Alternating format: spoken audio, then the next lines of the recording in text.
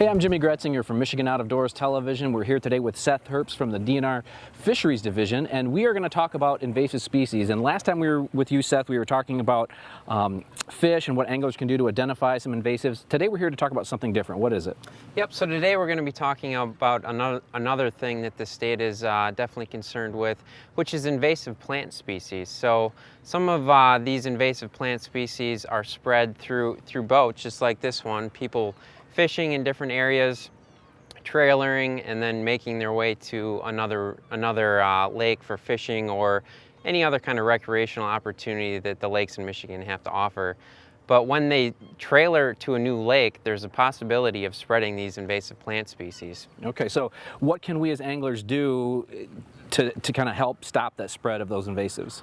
So the message that we're definitely promoting is clean, drain, dry. So when you leave the lake, clean your boat of any vegetation, dry it, and then the draining of your bilge or any water that you might have within the boat is, as long as you're taking those three easy steps, clean, drain, dry, you should help in the prevention of aquatic invasive species. Okay, and you're not looking for just a specific kind of weed, you're basically any kind of vegetation that would be on the boat. Right, so I'm sure many of the viewers today are familiar with Eurasian water milfoil, but that's just one suspect in a long list of invasive plant species that the state's actually concerned with.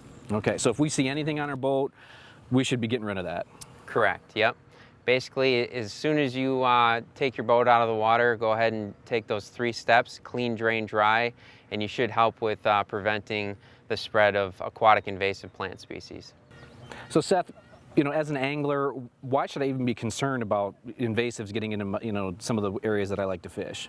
So as an angler, Jimmy, these aquatic invasive plant species will not only negatively influence the habitat that is important for fish for spawning, feeding, and just nursery habitats, but when you're out there fishing in these dense invasive plant areas, it'll actually foul up your hooks, you know, casting a lure out, so it'll negatively influence not only the fish community, but your fishing experience. Well, these are some easy things that we as anglers can do. Clean, drain, dry your boat. It seems pretty simple, but I bet it really goes a long way. So Seth, Absolutely. Thanks for your time today. Thanks, Jimmy. For further information or to have any of your questions answered, you can check out the DNR's website at the link below.